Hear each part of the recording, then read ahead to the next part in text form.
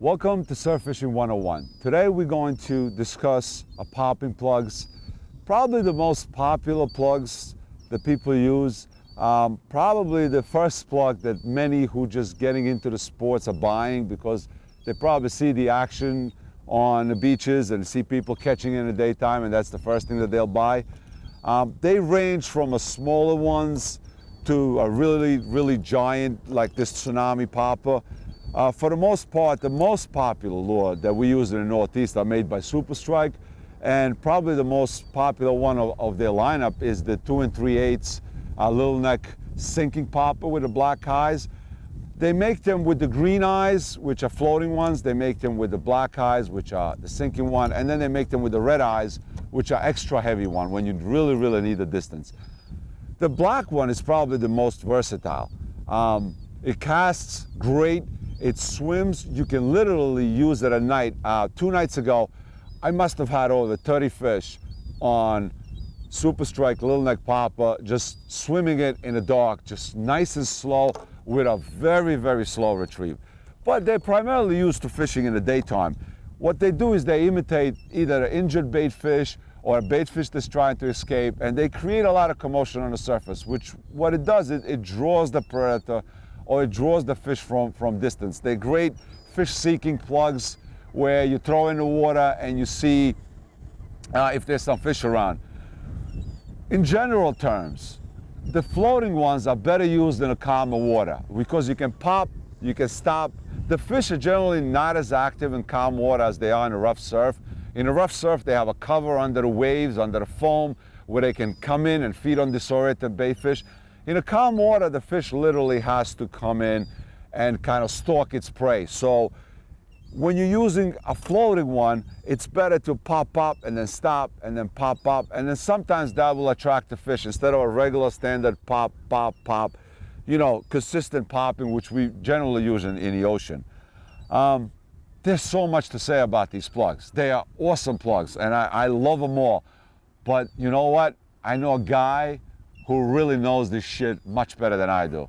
And that's Donnie Musa from Super Strike Plugs, who designed these plugs. So let's hear him and let's hear his thoughts on these awesome plugs.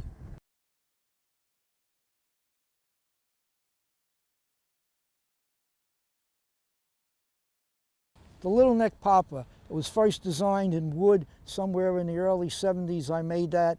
It was about maybe a ½ inch longer than this. It weighed 2.5 ounces and it swam. That's the thing that's so unique about this here plug. It casts great, it swims. If you just turn around and get your retrieve right, the water will cup up just about like I have my fingers in here, and the plug will give you a very big wobble. In fact, you did a video showing this from the back of it, how it swims. It's extremely a great plug. You can use it in the black and the night, just swimming it.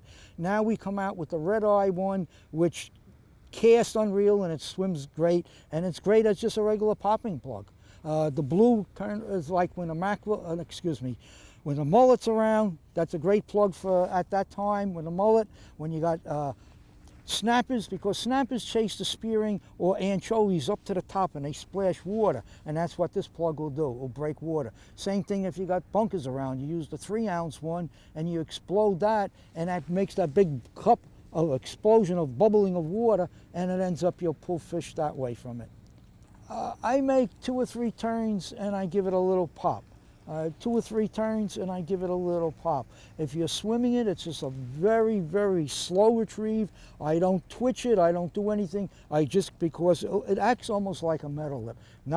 Swims as hard as a metal lip, but you will get this steady wobbling out of the plug.